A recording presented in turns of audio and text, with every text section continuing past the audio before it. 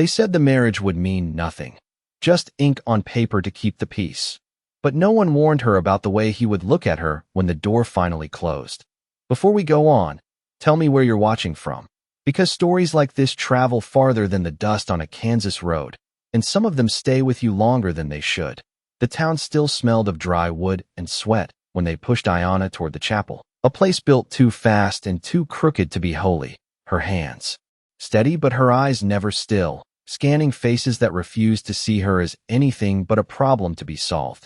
She stood alone in a borrowed dress, the fabric stiff against her skin, while whispers moved through the crowd like wind through tall grass. Savage bride, someone muttered, not even bothering to lower his voice, and no one corrected him.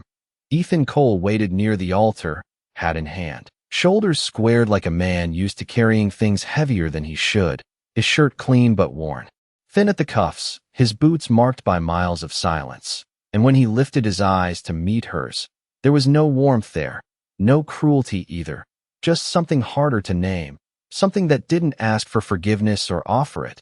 They said he'd done things, out on the edge of nowhere where the law didn't ride and witnesses didn't come back, and maybe that was why they chose him, because a man already judged had nothing left to lose. The preacher rushed the words, his voice dry as old paper, speaking of union and duty like he was reading from a list he didn't believe in. And when Ethan said, "I do," it wasn't loud, but it carried, steady and certain, like he meant something even if no one else did. Ayanna didn't answer right away, the silence stretching just long enough for the room to lean forward, waiting, judging, deciding, and then she spoke. 2 words that felt heavier than the building itself. And the moment passed like it had been forced to move on. Outside, the sun burned low, turning the dust gold, and for a second, she thought about running, about stepping off that wooden porch and not stopping until the land swallowed her whole. But she knew better than to mistake distance. For freedom, they led her to his house before the light could fade. A small place at the edge of town where the wind had more company than people, the boards creaking underfoot, the air inside cooler but no kinder, and when the door closed behind them, the sound settled into her chest like something final. Ethan set his hat on the table, slow, deliberate, like every movement had already been decided before he made it. And for a moment, neither of them spoke, the silence thick enough to feel. Carrying everything they didn't say, "This changes nothing," she said first, her voice steady even if her hands weren't. And he looked at her again, not surprised, not offended, just measuring, like he was trying to understand a language he'd never learned. "It changes everything," he answered, not loud, not soft, just true in a way that made her hate the sound of it. She stepped back when he moved, not out of weakness, but out of instinct, every story she'd ever heard pressing in around her, warning her what came next, what men like him took when no one was there to stop them. He didn't rush, didn't reach for her, just walked, one step, then another, boots steady against the wood, closing the space between them inch by inch, and she felt the room shrink with every movement, her breath tightening, her mind racing ahead to outcomes she refused to accept. Outside, something shifted, a sound too soft to name, carried on the wind, and his eyes flickered toward the window for just a second before settling back on her, sharper now, more focused, like the silence had changed shape. "Stay where you are," he said, and it wasn't a command meant to control, but it landed that way all the same, her jaw tightening as she shook her head, refusing before she even thought it through. He didn't argue, didn't explain, just kept moving, and when he reached her, his hand caught her wrist, not rough, not gentle either, just certain. And in that instant, every warning she'd ever been given came alive, telling her exactly what kind of man stood in front of her. But then he turned, pulling her down with him, not toward the bed, not toward anything she expected, but toward the floor, his other hand already reaching for the latch, the lock sliding into place with a sound that felt too loud in the quiet. The air shifted again, heavier now, and somewhere beyond the thin walls, something waited, patient, unseen, and she realized with a slow, rising certainty that whatever this marriage was meant to be, it was never just about the two of them. The floorboards felt colder than the air above them, and Ayanna could hear her own breath louder than anything else, sharp and uneven, As Ethan held her down for only a second longer before releasing her wrist, his attention already shifting past her, toward the thin wall and the narrow window where the curtain barely moved. He did not look at her again, not yet, and that absence of attention felt stranger than anything he had done so far, like she had been pulled into something that was not about her at all. "Stay low," he said, quieter now, and there was something in his voice that did not ask for agreement. It simply existed, like a fact you could not argue with. She pushed herself up on one elbow, anger rising to meet the fear, because she would not be handled like a child or an animal, not even here, not even now. But before she could speak, a sound reached her that did not belong to the house. A distant rhythm carried through wood and dust, slow, deliberate, the kind of sound that did not rush because it did not need to. Ethan moved toward the table, his steps measured, controlled, as if he had walked this path before in his mind, his hand reaching for something she had not noticed earlier, a worn piece of metal resting beside a folded cloth, and he checked it without looking down for long, his eyes returning again and again to the window, to the space beyond it, to whatever waited out there in the dark. "Who is out there?" she asked, her voice lower now, not out of obedience, but because the air itself seemed to demand it. And he did not answer right away, which told her more than any words could have. The silence stretched. Then he spoke. "Men who do not knock." And that was all. No explanation, no reassurance. Just a truth placed between them like something heavy. She sat up fully now, her back against the wall, refusing to stay where he had put her, because whatever was coming, she would face it on her own terms. And if he thought she would hide while he decided her fate, he had not been paying attention. Outside, the sound grew clearer, not louder, but closer, the steady presence of horses' shifting weight, leather creaking, the kind of stillness that comes before anything happens, and she felt it settle into her bones. Familiar in a way she did not want to admit. Ethan crossed the room again, this time slower, and when he reached the door, he rested his hand against it for a brief second, as if feeling something through the wood, listening with more than his ears, and then he turned the latch once more, checking it, not because he doubted it, but because he refused to leave anything to chance. "You knew," she said, the realization forming as she watched him, the way he moved, the way he had not been surprised. And he did not deny it, just nodded once, small, almost unnoticeable, but enough. "Since before they brought you here," he said, and now she felt something else rise beneath the fear and anger, something colder, sharper, because that meant this had never been about peace. Not really. It had been about drawing a line and waiting to see who would cross it. "Then why did you agree?" she asked, and this time he looked at her, not long, but long enough for her to see something change in his expression. Not softness, not regret, but something that carried weight, something that had already made its decision. "Because they would have come anyway," he said. "In this way, they come here first." And the meaning of that settled into her slowly, like dust after a storm, because he had not taken her as a wife to claim anything. He had placed himself between her and whatever followed her, and he had done it without asking her, without explaining, without giving her the chance to refuse. She did not know what to do with that, did not know where to put it inside herself, because it did not fit the story she had been told. It did not match the man she had expected to find behind that door. Another sound came then, closer now, just beyond the wall, a shift of boots on dirt, the faint brush of movement that told her they were no longer waiting at a distance. They were here, right outside, close enough to hear a whisper if one was spoken too loud.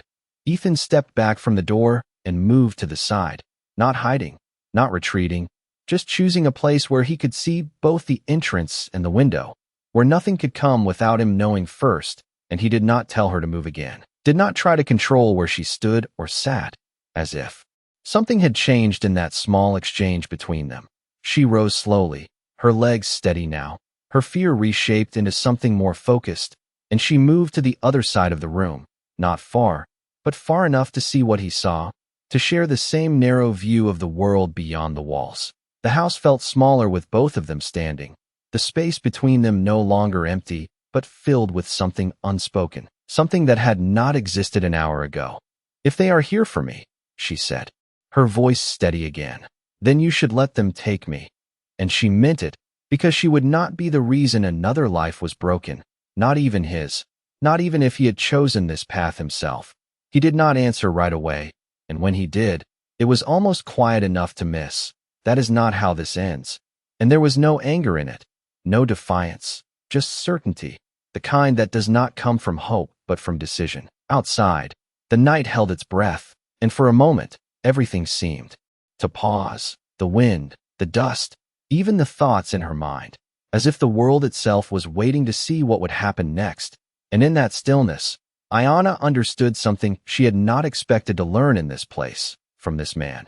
That sometimes the most dangerous thing in a room was not the one who moved toward you, but the one who chose to stand still when everyone else would run. The knock never came, and that was the first thing that felt wrong, because men who come with purpose usually want to be heard, but these men stood outside in a silence that pressed against the walls like weight, patient and certain, as if time itself belonged to them. Ayana felt her heartbeat slow, not from calm, but from clarity, the kind that comes when fear settles into something sharper, something useful, and she shifted her stance just enough to see past Ethan's shoulder to the faint outline of movement through the thin curtain where shadows gathered and stretched along the dirt outside. Ethan did not move to greet them, did not call out, did not reach for the door again. He simply stood there with that same quiet certainty, his presence filling the narrow space between the entrance and the rest of the room like a line drawn in dust that no one had crossed yet. "They are waiting," she said, almost to herself, and he gave the smallest nod, eyes still fixed forward. "They want you to step outside," he replied, and something in the way he said it made clear that stepping outside was not an option he would allow. A slow creak came from the porch, not loud, just enough to let them know the distance had closed even more. And then a voice followed, calm, measured, carrying through the wood without force. "We know you are inside," it said, not angry, not rushed, just certain, the kind of voice that does not need to shout to be obeyed. Ayana felt the words settle into her chest, familiar in a way that made her jaw tighten, because she had heard that tone before, from men who believe they already owned the outcome of a conversation before it began. Ethan did not answer, not yet, and the silence that followed stretched longer than it should have, long enough to become its own kind of response. "They will not leave," she said quietly, and this time he glanced at her, just for a moment, long enough for her to see the truth in his eyes, not doubt, not fear, but acceptance of something already decided. "No," he said, "they will not."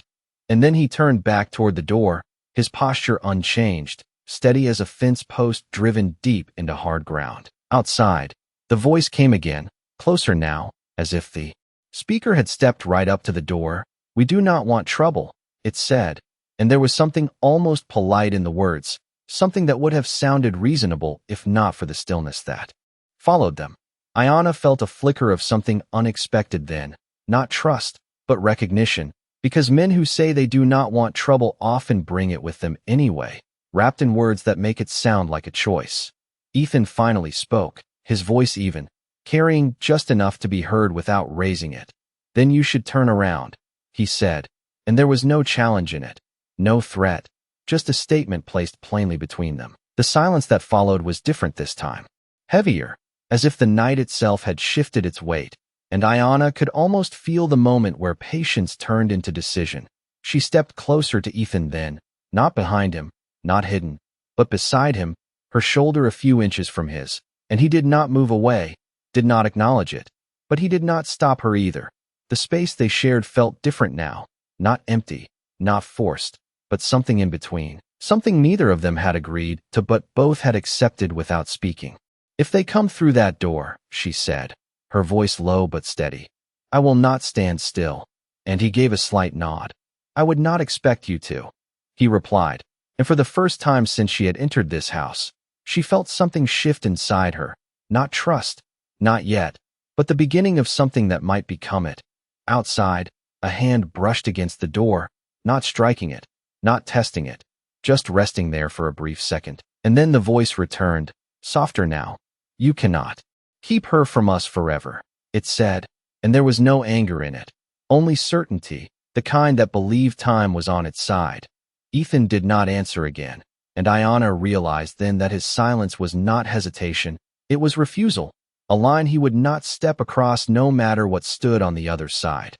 The night held that moment, stretched it thin, and in that stillness, Ayana understood something she had not expected to learn here, that this man had already chosen his place in what was coming, and he had chosen it without asking her, without needing her agreement, and somehow that made the fear inside her feel different, less like something closing in and more like something she could stand against. The wind shifted outside, carrying dust along the ground, brushing against the walls like a warning whispered too late, and the hand on the door withdrew, footsteps moving back just enough to be heard, just enough to remind them that this was not over.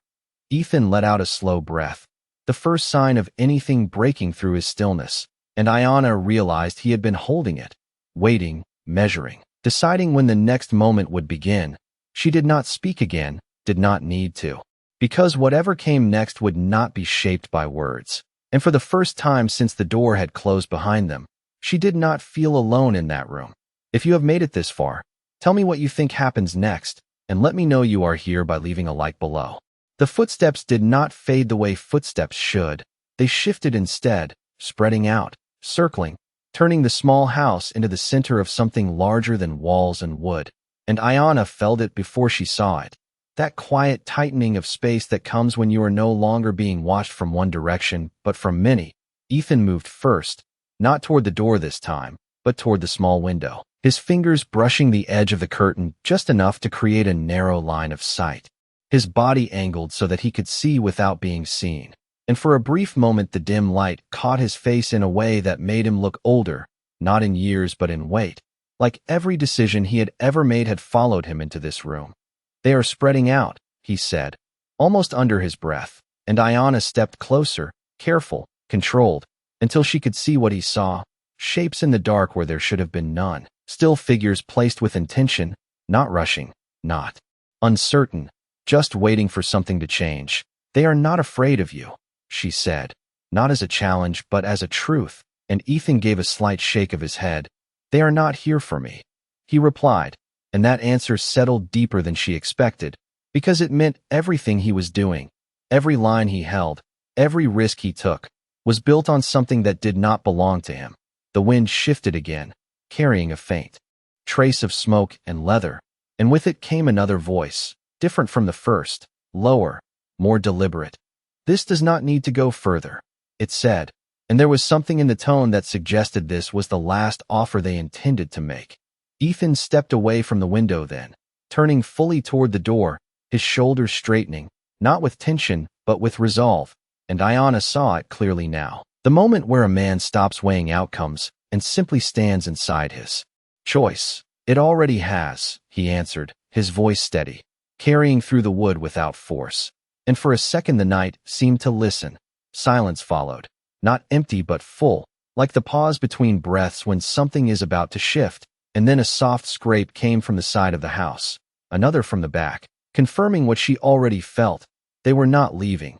They were closing in, not with noise or anger, but with patience, the kind that does not break under pressure. Ayana turned slightly, scanning the room, measuring distance, space. The way the furniture could become more than what it was, her movements subtle, instinctive, shaped by years of knowing that survival often depended on what you noticed before anyone else did. And when she looked back at Ethan, she saw that he had already done the same, every corner accounted for, every angle considered, not rushed, not panicked, just prepared. You planned for this, she said, and he did not deny it, just met her gaze for a brief moment, long enough to confirm what she already knew, that this night had been waiting long before she stepped into that chapel. Long before the town decided what she would become. I planned for them to come, he said, not for how long they would wait. And there was a difference there, one that mattered more than she expected, because waiting changed things. It gave space for doubt, for fear, for mistakes. And mistakes were what men like those outside counted on. Another sound came then, closer than before, not at the door, not at the window, but somewhere along the wall, a faint shift of wood against pressure. Testing, not forcing, just learning, and Ayana felt her breath slow. Again, not from calm but from focus, because this was the moment where stillness could no longer hold everything back. Ethan did not move toward the sound, did not react the way most men would. Instead, he stepped slightly to the side, placing himself where he could see both her and the door at once. And for the first time since this began, his voice softened, not in weakness, but in intention. "Whatever happens next," he said, "you do not follow me unless I say so."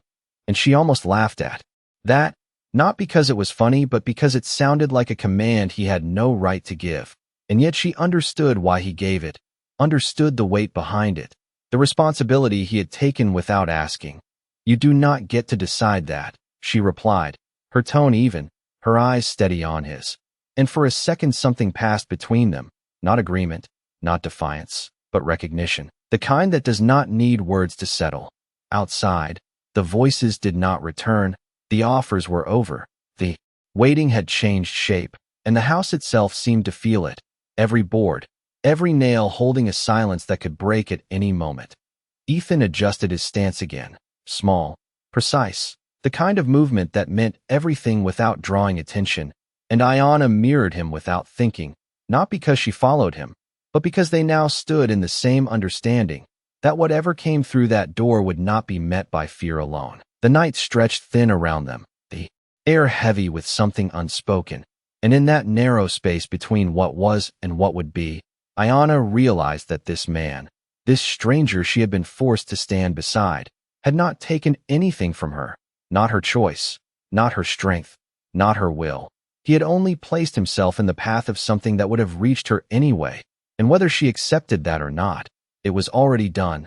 The faint pressure on the wall eased, the sound shifting again, repositioning, adjusting, like a tide that had not yet decided where to break, and Ethan's eyes followed it without turning his head, tracking something she could not fully see but could feel, and for the first time since the door had closed, she understood that this was not about stopping what was outside. It was about enduring it long enough for something else to change. She did not know what that something was, did not know if it would come in time. But as she stood there, shoulder to shoulder with a man she had been taught to fear, she felt something settle into place inside her, quiet, steady, and unyielding, and she knew that whatever happened next, she would not stand behind him, and she would not stand alone.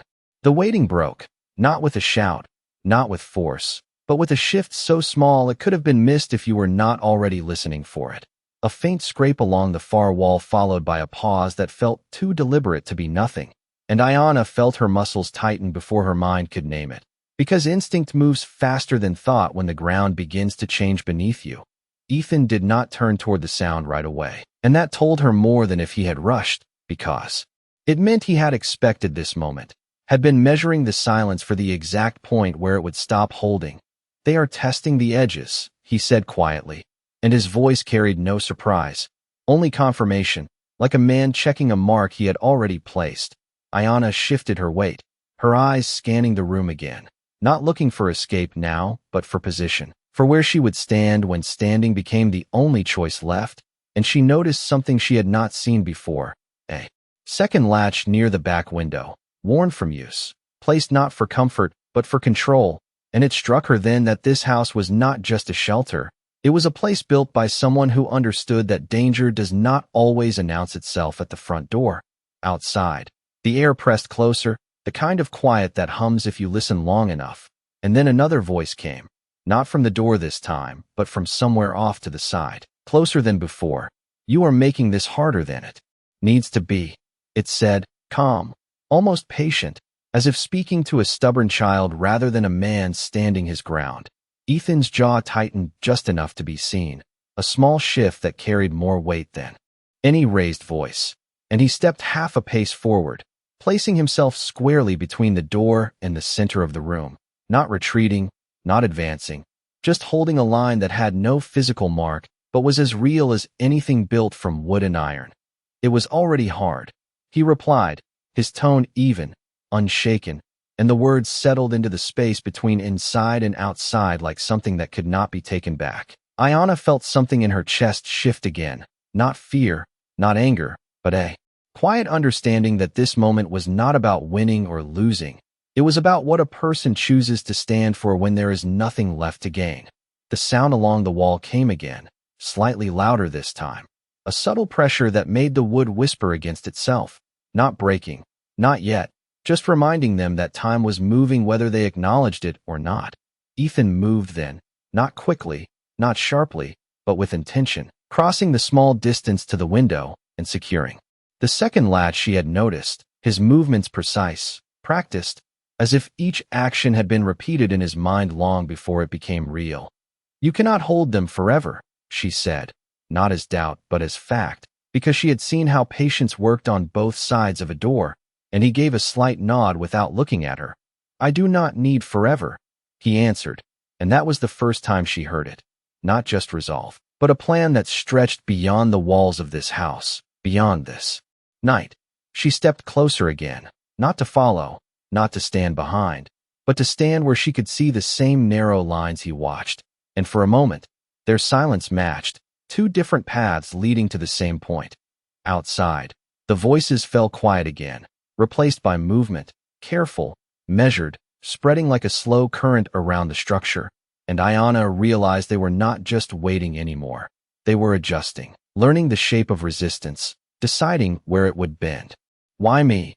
She asked suddenly, the question rising before she could stop it, not from fear but from the need to understand the weight she had been placed under, and Ethan paused, just long enough to acknowledge it without turning. Because they believe you matter, he said, and the answer was simple, but it carried more than she expected. Because it meant this was not random, not chance, but something chosen, something deliberate. And you, she pressed, her voice steady. Why do you stand here for that? And this time he did turn, his eyes meeting hers fully, not guarded, not distant, just clear in a way that made it hard to look away. Because someone should, he said, and there was no pride in it. No hero's weight, just a quiet truth that existed whether anyone agreed with it or not. The wall creaked again, closer now, the pressure building in a way that could no longer be ignored, and the air inside the house tightened with it, every breath carrying the sense that something was about to change whether they were ready or not. Ayanna felt her hands steady at her sides, her fears settling into something sharper, more focused, and she realized that whatever she had expected from this man, whatever she had been told, it had not prepared her for this. For a silence that held more strength than shouting ever could. Ethan shifted his stance once more, grounding himself in the center of the room, and for the first time, he did not look at the door or the window. He looked at her, just for a second, long enough to share something unspoken, something that did not need agreement to exist. And then his attention returned to the edges of the room where the night pressed closest, outside. The movement slowed again, not stopping, just pausing, as if reconsidering, as if measuring the cost of what came next. And in that narrow space between action and hesitation, Ayanna understood something she had not expected to learn here. That strength was not always loud, not always visible. Sometimes it stood in silence and refused to move, and sometimes that was enough to change what happened next. The pressure did not break the walls, it changed the air inside them, and Ayanna felt it first in the way her breath no longer came from fear, but from focus. Each inhale measured, each exhale controlled, as if her body had accepted what her mind had been resisting, that this moment was not something to escape, but something to stand inside. Ethan remained where he had chosen to stand, not shifting now, not adjusting. His stillness no longer preparation but decision, the kind that settles into a man when every other option has already been weighed and set aside. Outside, the movement slowed again, not because it had ended, but because it had reached a point where motion no longer mattered. And then, for the first time since the night had tightened around them, the voice returned. Closer than before, close enough that it no longer needed to carry. You cannot change what this is, it said, and there was no threat in it, only certainty, as if the outcome had already been written somewhere neither of them could see. Ethan did not answer right away, and in that pause, Ayanna realized he was not choosing words. He was choosing whether words were needed at all, and when he finally spoke, his voice was quieter than before, not because it lacked strength, but because it did not need to reach far. I am not trying to change it, he said. I am deciding where it stops. And the difference between those two things settled into the room like weight, because one was resistance and the other was boundary. Ayana felt something shift inside her again, something that no longer resisted him, no longer measured him against the stories she had been told, because those stories had not prepared her for a man who did not claim, did not take, did not demand, but simply stood where others would have stepped aside. The wall to her right gave a soft creak, not breaking, not yielding, just reminding them that time was still moving, that whatever stood outside had not left, had not forgotten, and would not simply disappear because they chose to stand still. She stepped forward then, not waiting for instruction, not asking permission, placing herself fully beside him, her shoulder nearly touching his. And this time he did not ignore it. He gave the smallest acknowledgement, a slight shift of his stance to make space, not to lead, not to protect, but to stand with. If they come through, she said, her voice calm now, steady in a way that surprised even her. They will not find me. Behind you. And he nodded once, not approving, not rejecting, just accepting, because whatever this had become, it no longer belonged to one of them alone. Outside, the silence stretched again, but it was different now, less certain, less controlled, as if the shape of resistance inside the house had changed in a way that could not be easily measured. And for a moment, Ayana wondered if those beyond the walls felt it too. That shift in balance, that quiet refusal that did not shout, but did not move. The voice did not return, and that absence spoke louder than anything that had been said before, because it meant the next moment would not be shaped by words. Ethan exhaled slowly, the breath leaving him like something released after being held too long. And when he spoke again, it was not to the door, not to the night, but to her.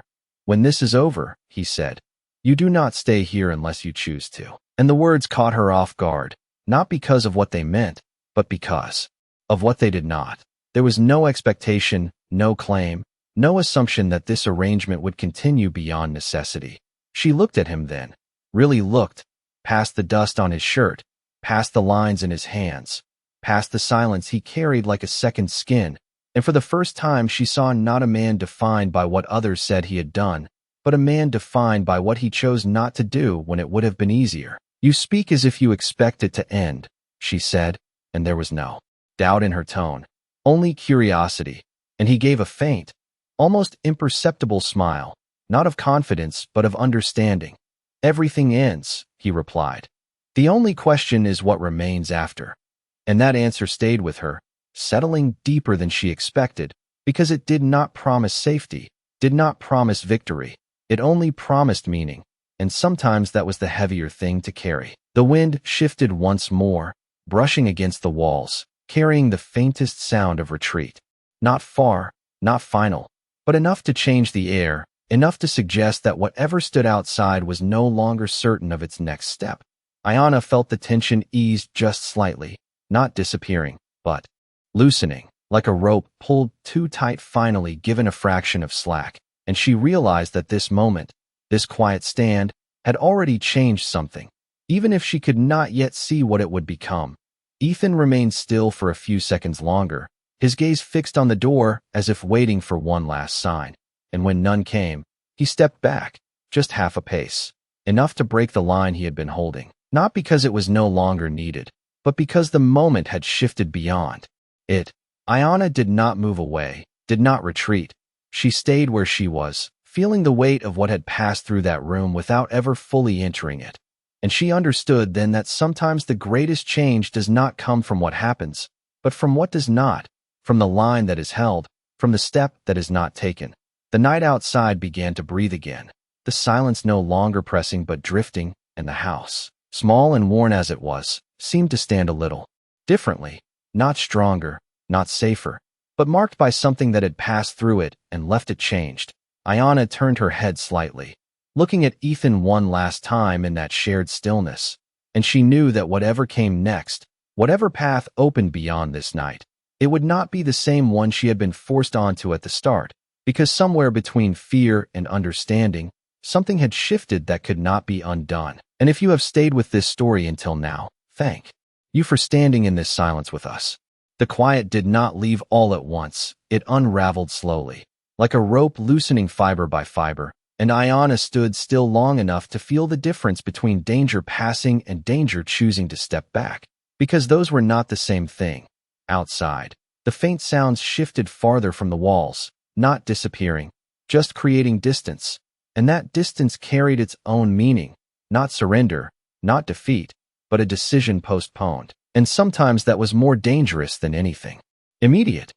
Ethan did not move right away. He kept his place a few seconds longer than needed, as if confirming something only he could measure, his eyes still fixed on the door even as the air inside the room began to breathe again. "They are not gone," he said finally, his voice low, steady, and Ayanna nodded, because she felt it too.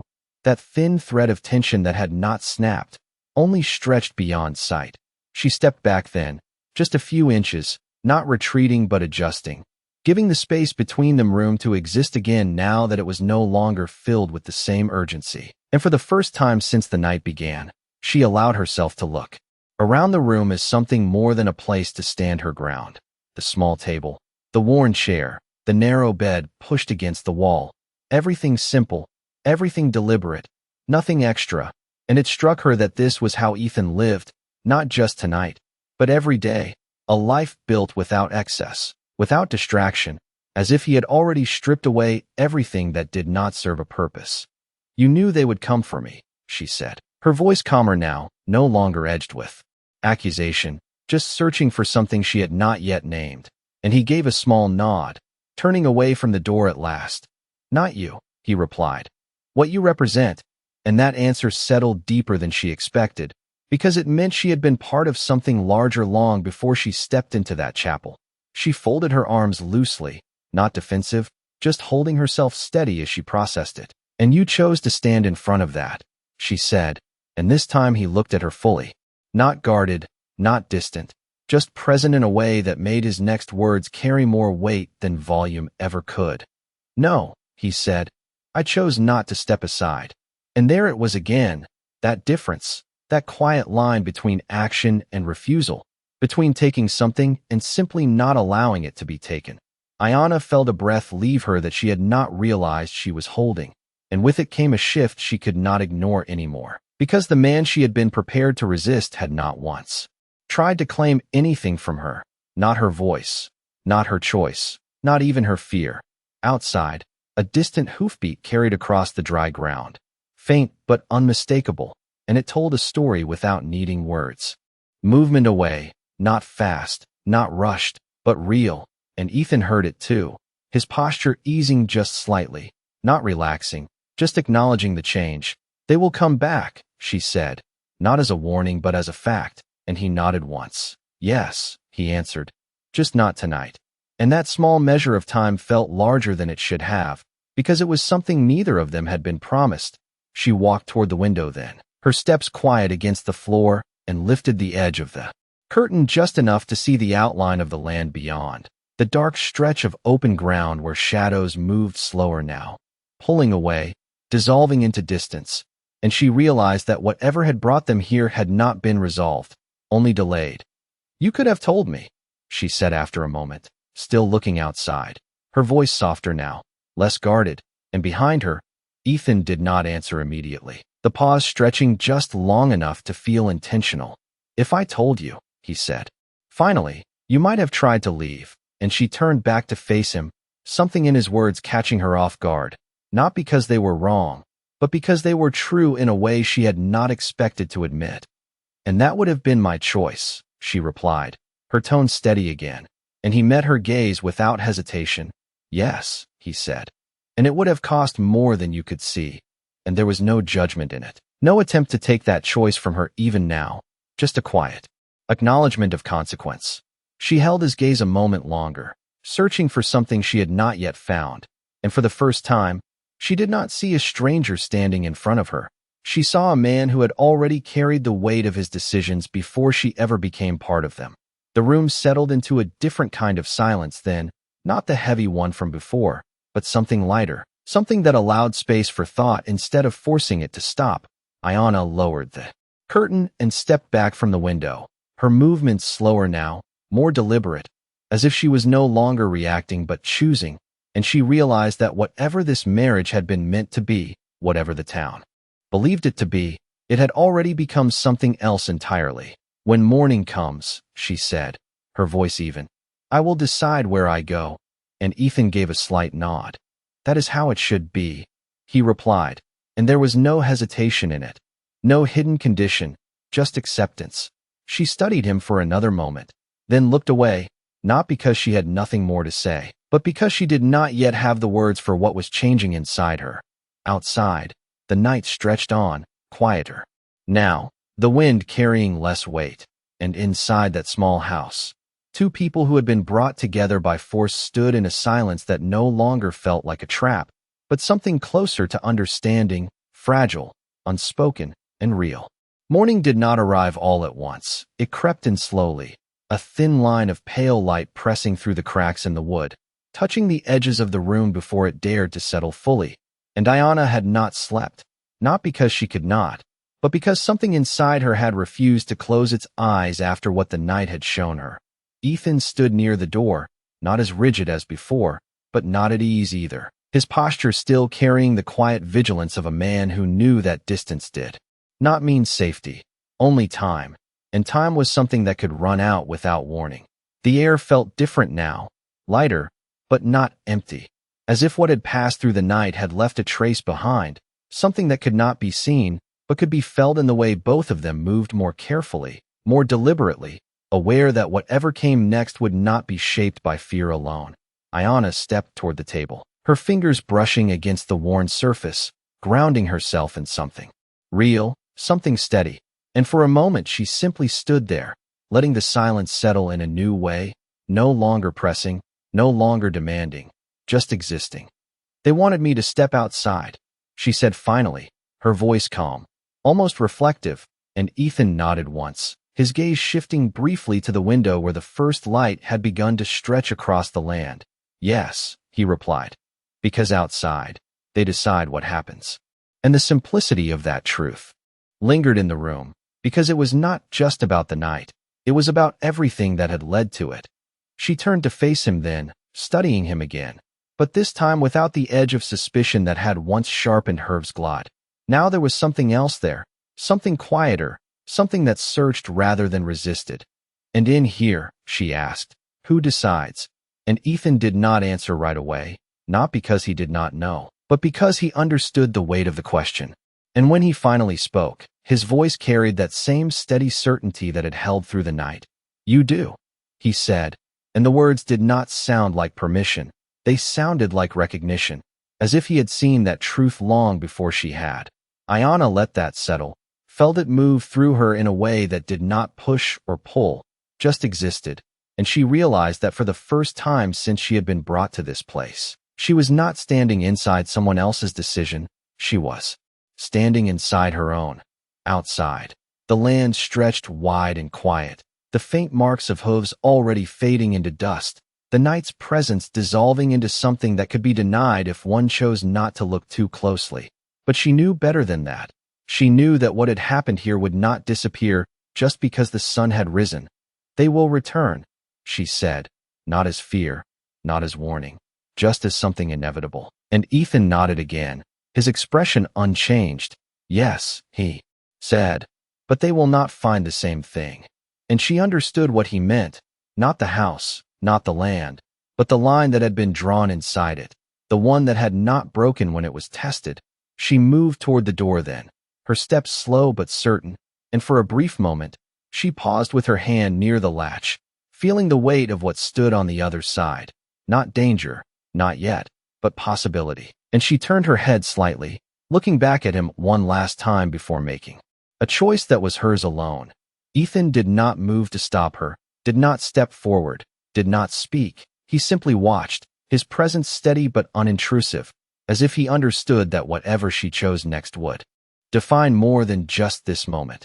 Ayanna opened the door slowly, the wood giving way with a soft sound that felt louder in the morning stillness, and light spilled into the room, not harsh, not blinding, just clear, revealing the ground beyond, empty now, quiet, marked only by the faint traces of what had been there before.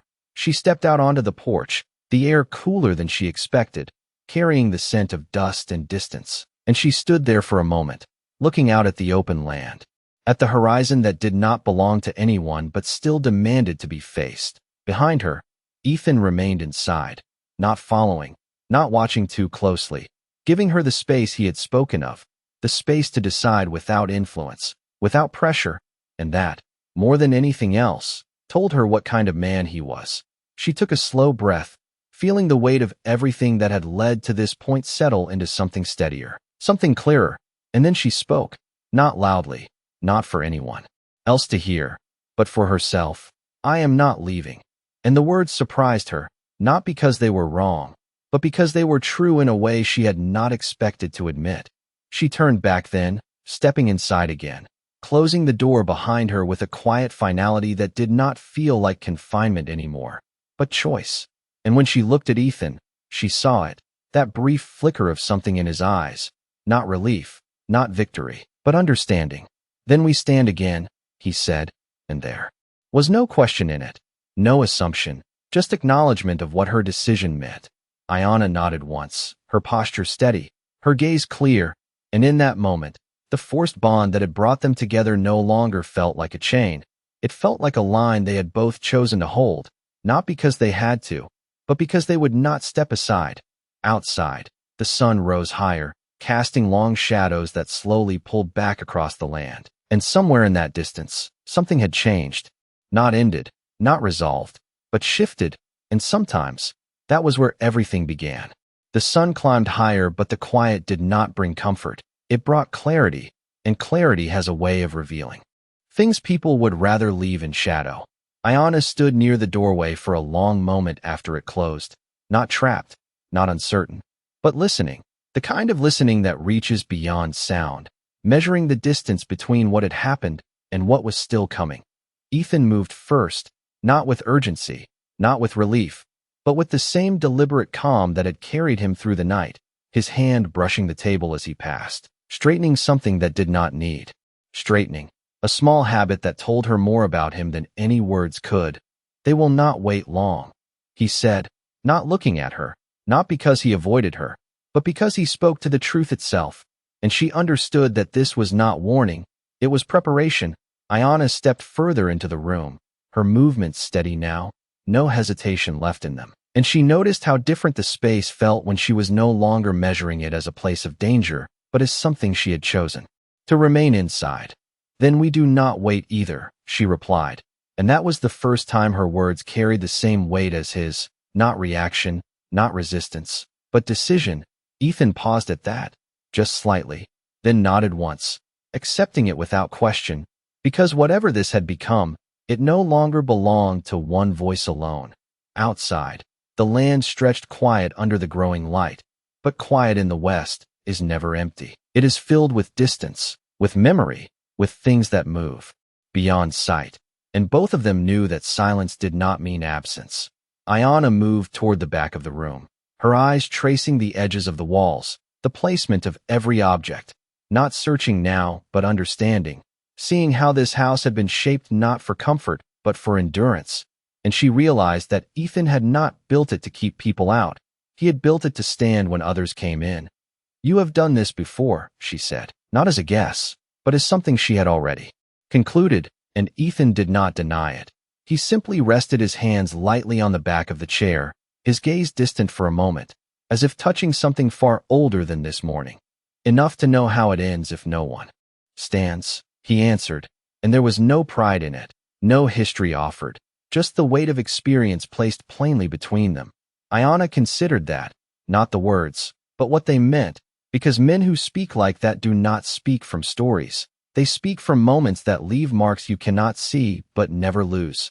She stepped closer then, not closing the space completely, but enough that they no longer stood at opposite ends of the room, and for a brief second, the distance between them felt less like separation and more like choice. "And if they return with more men?" she asked, not because she doubted, but because she needed to see how far his certainty reached, and Ethan met her gaze, steady, unflinching. "Then we stand longer," he said, and the simplicity of it carried more strength than any plan ever could.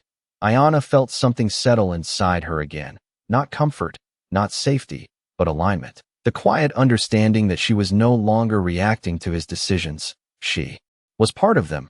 Outside, a faint movement stirred at the edge of the horizon.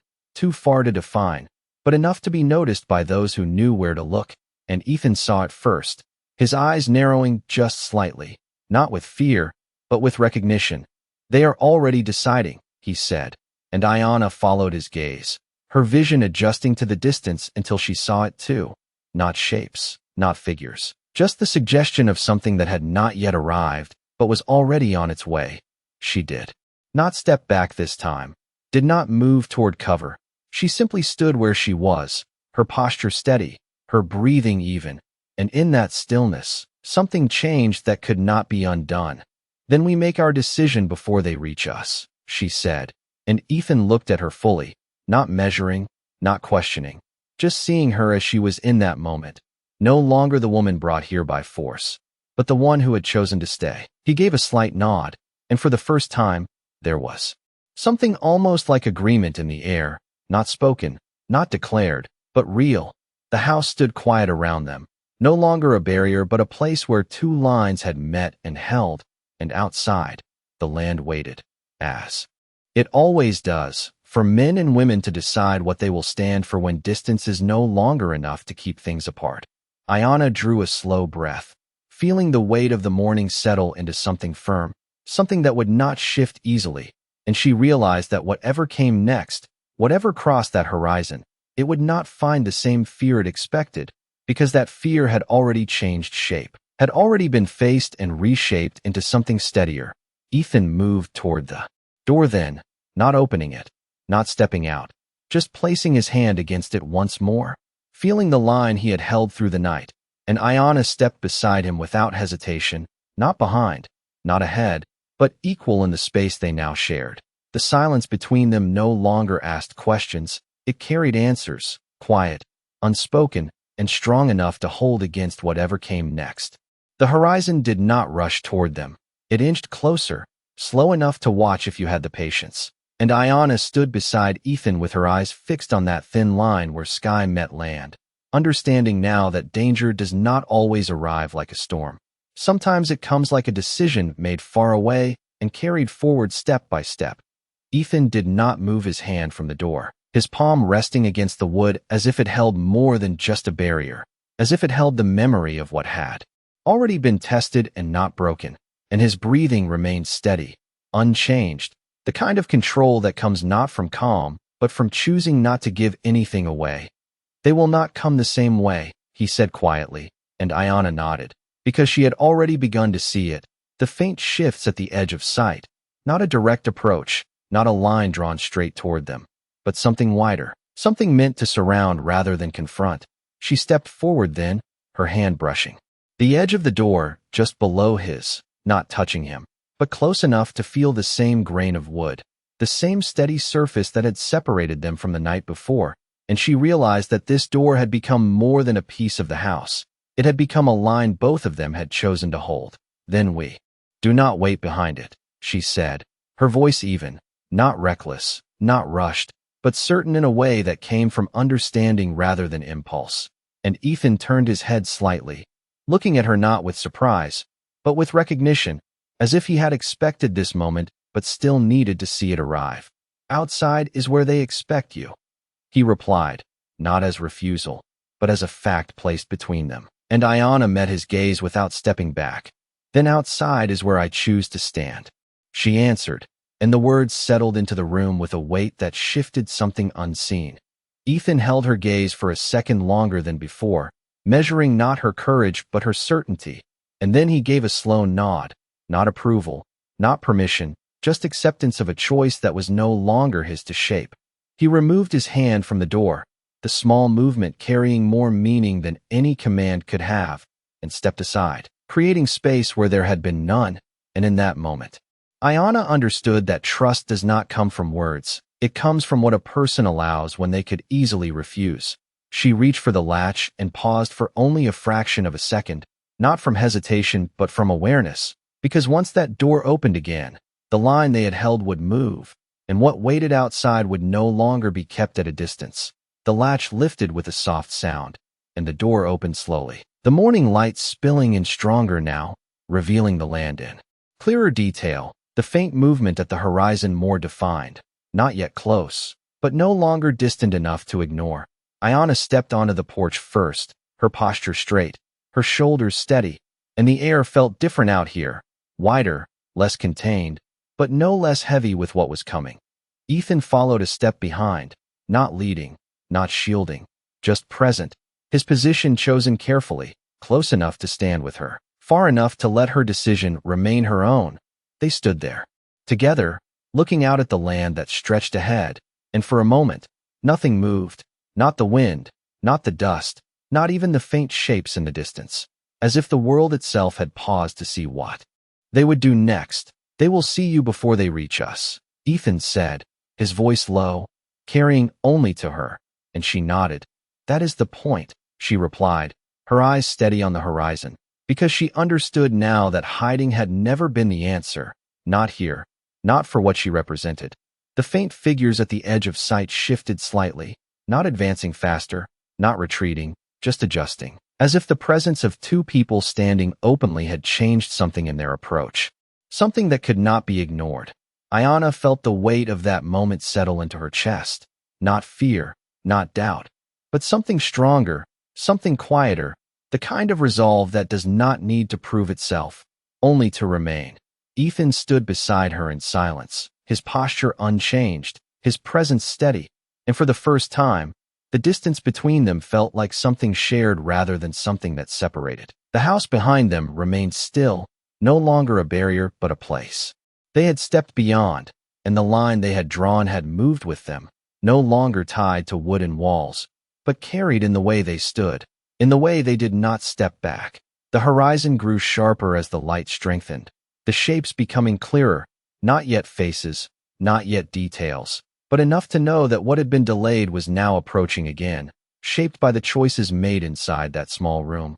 Ayana drew a slow breath, feeling the air fill her lungs fully, not shallow, not rushed, and she realized that whatever came next, whatever those figures brought with them, it would not find her unprepared, not because she had a plan, but because she had already chosen where she would stand. Ethan shifted his weight slightly, grounding himself in the dirt of the porch, his eyes fixed forward, not searching, not questioning, just waiting for the moment when waiting would no longer be enough.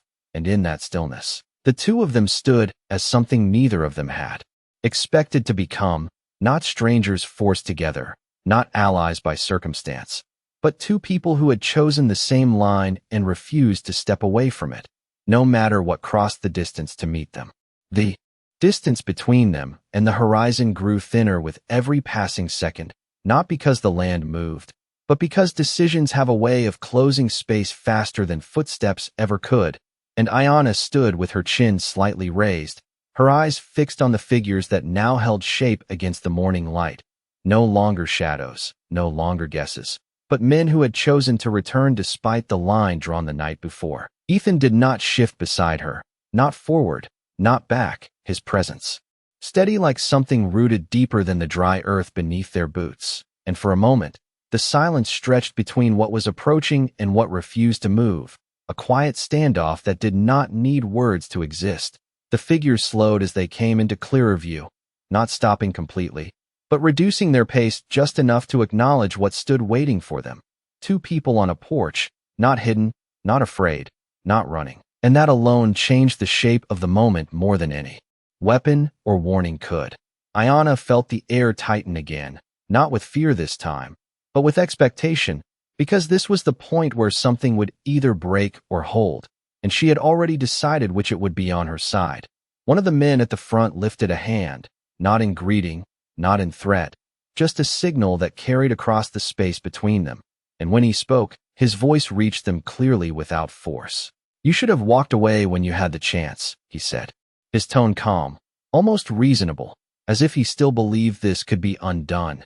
Ethan did not answer, and Ayana did not look at him, because she understood now that silence was not absence, it was a position, and some lines are held best without explanation. The man took another step forward, stopping a few yards short of the porch, his eyes moving from Ethan to Ayana and back again, measuring, calculating. And she met his gaze without lowering her own, not defiant, not aggressive, just steady in a way that did not invite challenge but did not accept it either. "This does not concern him," The man continued, nodding slightly toward Ethan. It never did. And the words hung there, waiting to see. If they would be accepted, if they would create the separation they were meant to.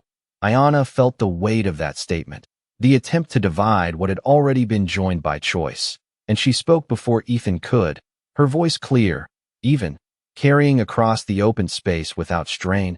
It concerns whoever chooses to stand here, she said, and the simplicity of it carried more force than any argument. The man's expression shifted just slightly, not anger, not surprise, but recognition that something had changed since the night before, something he had not expected to find.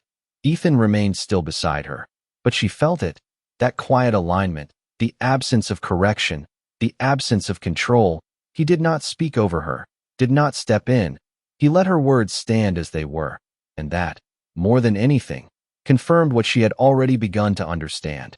You think this is your choice, the man said, his tone softer now, almost reflective, but choices like this are made long before you see them. And for a moment, the words seemed to stretch beyond the two of them, reaching into something older, something that had shaped this land long before either of them stood on it. Ayanna took a slow breath, feeling the ground beneath her feet, the solid wood of the porch, the steady presence at her side, and she answered without raising her voice. Then this is where mine begins. And the moment settled into place, quiet, complete, unshaken. The men at the horizon did not move forward after that, not immediately, and the space between them filled with something that could not be forced, something that had to be decided in silence. And Ayanna saw it then, not in their faces, not in their stance, but in the way they paused, in the way they no longer advanced as they had before, as if the ground itself had changed beneath their feet.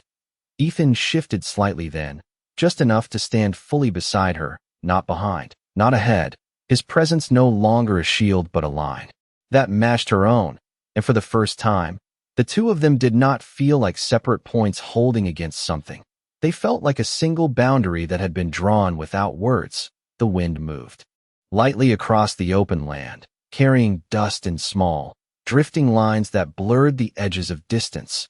And in that subtle motion, something in the standoff eased, not broken, not resolved, but altered in a way that could not be undone.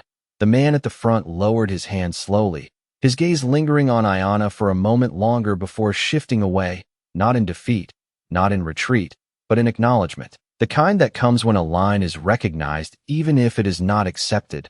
This is not finished, he said finally, and the words carried no threat, only certainty, as if the story itself had already decided to continue beyond this moment. Ayanna did not respond, because she understood now that not every statement requires an answer. Some are simply truths that exist whether spoken or not. The men turned then, not all at once, not dramatically, but gradually. Their movement away as measured as their approach had been, and the distance between them began to stretch again, slow, steady, real. Ethan remained still until they were far enough that their shapes blurred once more into the horizon, and only then did he exhale, not in relief, but in acknowledgement that one moment had passed and another would come. Ayanna stood beside him, her gaze still fixed on the land, but her thoughts no longer carried the same weight they had before, because something had shifted, something inside her that no longer questioned where she stood, only what she would do next. The porch beneath them held steady, the house behind them silent, and the land ahead wide and open, waiting as it always does, not for the strongest, not for the loudest, but for those who know where they stand when the distance closes and the choice can no longer be delayed. The space they left behind did not feel empty. It felt marked, as if something invisible had been drawn across the land and could still be seen by those who knew where to look. And Ayanna remained on the porch long after the figures had dissolved into the horizon, her eyes fixed on the place where they had stood, not because she expected them to return so soon, but because she understood that moments like that do not end when people walk away. They continue in what they leave behind. Ethan stepped back first, not turning his back on the land, just easing away from the line they had held, his movements slow, deliberate, as if he respected the weight of what had just passed and did not want to break it too quickly. They will carry this with them, he said quietly, and Ayanna nodded, because she knew he was not speaking of memory alone.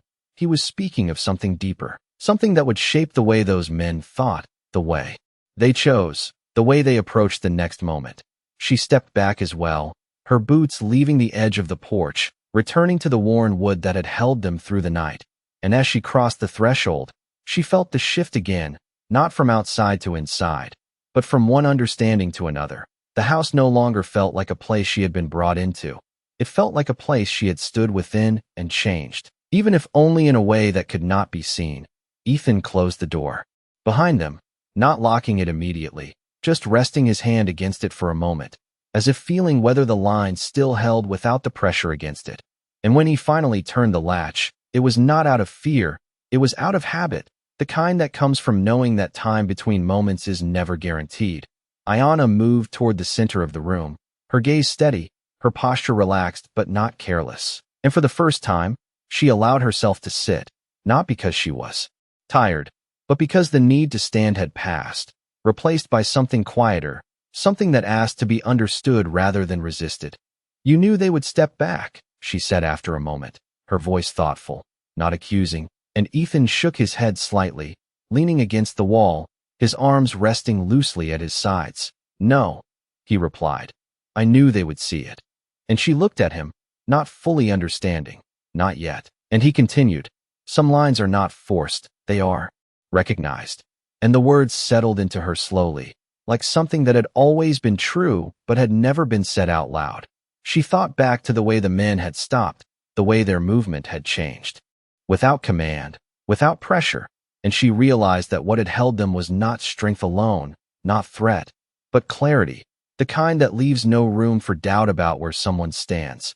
And if they had not recognized it, she asked, not challenging, just completing the thought, and Ethan met her gaze, his expression unchanged. "Then we would have held it anyway," he said, and there was no hesitation in it, no second thought, just the same quiet certainty that had carried him through the night.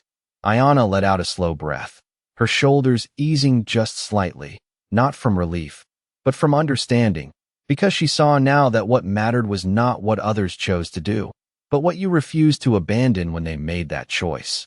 The room settled into a deeper quiet then, not the tense silence of waiting, but the kind that follows when something has been decided and does not need to be revisited.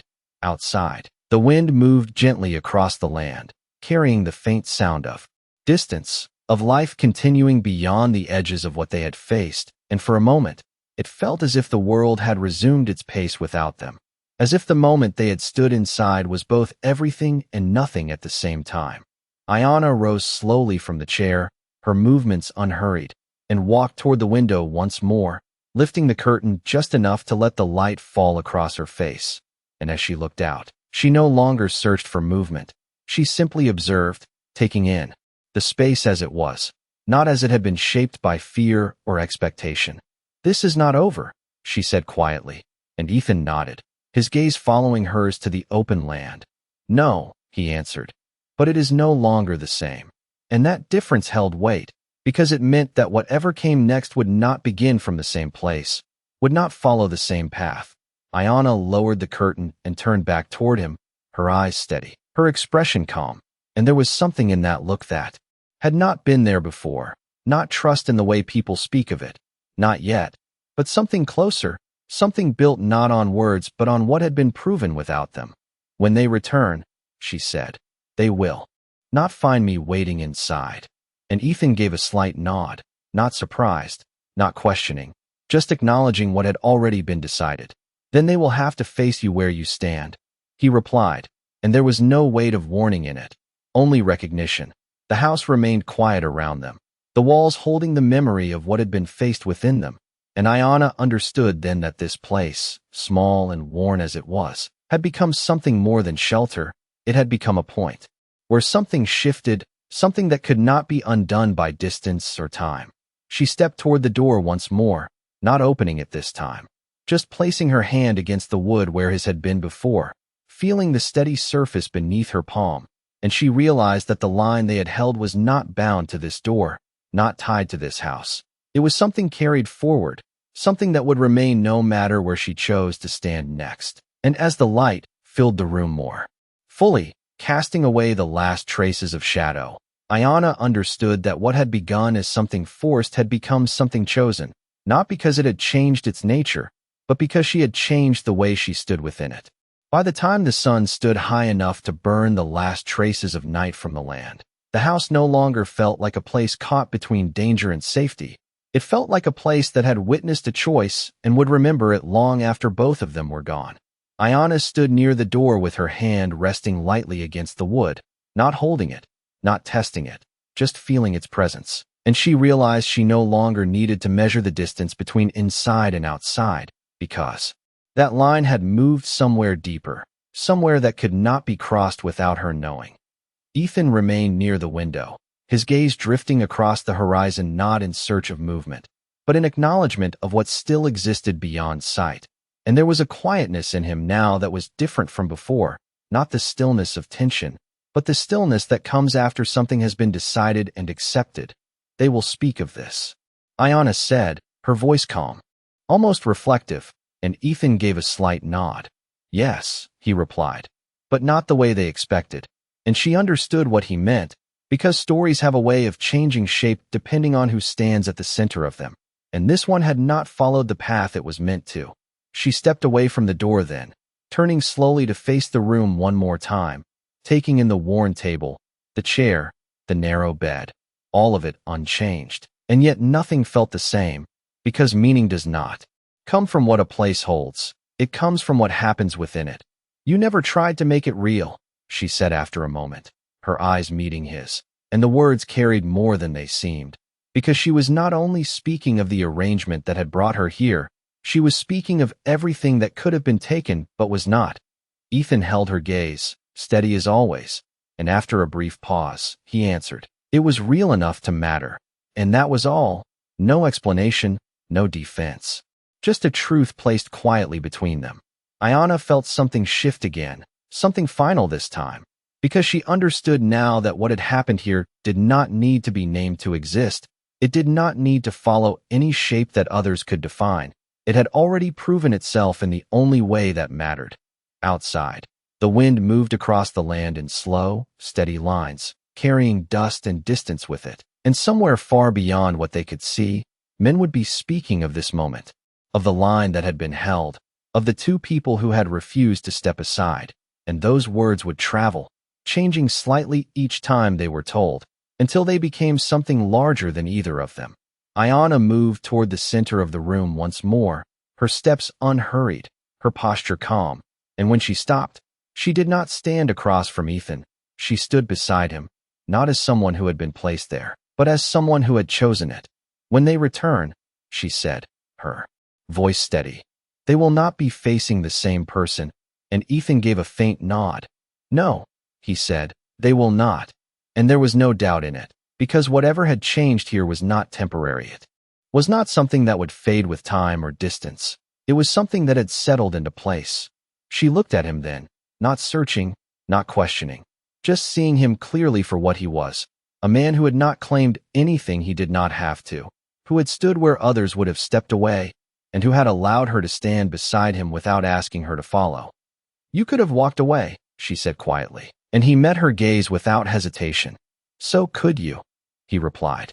And that was the moment it settled fully, not as a realization, but as a certainty, that this had never been about who held power or who made the first move. It had been about who chose not to leave when leaving would have been easier. The silence that followed was not empty. It was complete, the kind that does not need to be filled because everything that matters has already been said, even if most of it was never spoken. Ayana turned toward the door once more, not to leave, not yet, but to open it again, letting the light fall fully into the room. And as it did, the space changed once more, not because of what it revealed, but because of what it confirmed, that there was nothing left here to hide from. She stepped onto the porch again, this time without hesitation, her movement smooth, certain, and Ethan followed after a moment, not because he needed to, but because that was where the line now stood, not inside, not behind, but out in the open where it could be seen. They stood there together, looking out across the wide stretch of land, and for a moment, there was nothing to face, nothing to resist, Just the open distance and the quiet understanding that whatever came next would be met the same way. Ayana took a slow breath, feeling the air fill her chest, steady and full, and she realized that what had begun as something forced had ended as something chosen, not because the circumstances had changed, but because she had. Ethan remained beside her, silent, steady, and in that shared stillness, there was no need for promises, no need for declarations, because what had been proven did not require words to remain true. Out here, the land does not remember what was said. It remembers where you stood, and sometimes that is the only thing that matters. Thanks for watching this story. Subscribe to the channel for more heartfelt stories. Your support helps keep these stories alive. Tell me in the comments what you felt about this story and what kind of stories you want to see next. See you in the next story.